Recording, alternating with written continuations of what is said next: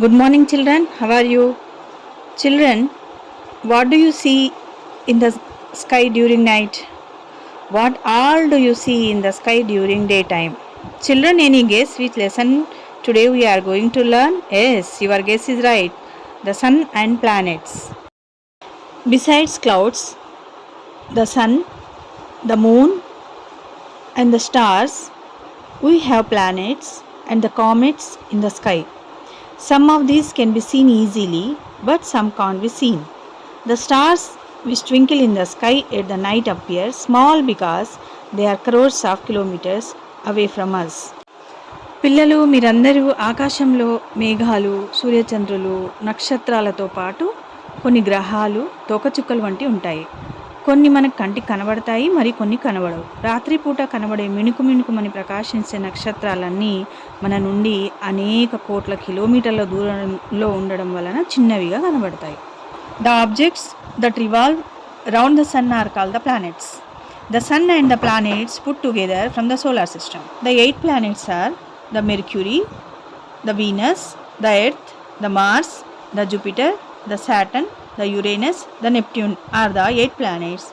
These planets, while rotating around themselves, revolve around the sun. Previously, we considered Pluto a planet. Hence, there were 9 planets. But now the scientists are not considering Pluto as a planet. The planets revolve around the sun in the particular path. This path is called an orbit. పిల్లలు సూర్యుని చుట్టూ తిరిగే వాటిని ఏమంటారో తెలుసా? వాటిని గ్రహాలు అంటారు. సూర్యుడు దాని చుట్టూ ఉన్న గ్రహాలను కలిపి సౌర కుటుంబం అంటారు. మరి వాటి పేర్లు ఏందో తెలుసుకుందామా? గ్రహాల పేర్లు: బుధుడు, శుక్రుడు, భూమి, అంగారకుడు, గురుడు, శని, యురేనస్, నెప్ట్యూన్ అనే 8 గ్రహాలు తన చుట్టూ తాను తిరుగుతూ సూర్యుని చుట్టూ తిరుగుతుంటాయి.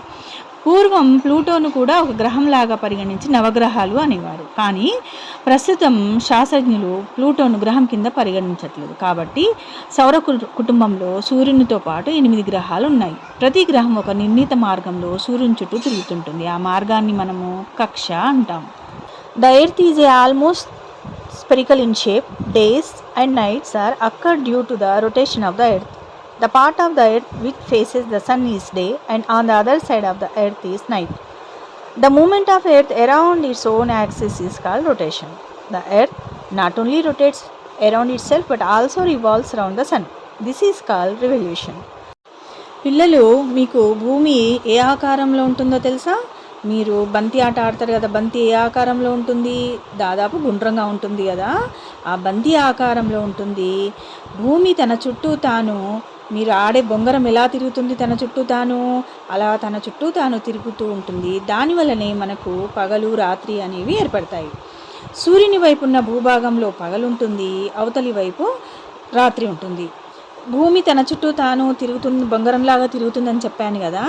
అలా తిరగడాన్ని మనము భూభ్రమణం అంటాం. భూమి తన చుట్టూ తానే మాత్రం తిరగకుండా సూర్యుని చుట్టూ కూడా తిరుగుతుంది. దీన్ని భూ పరిభ్రమణం అంటారు.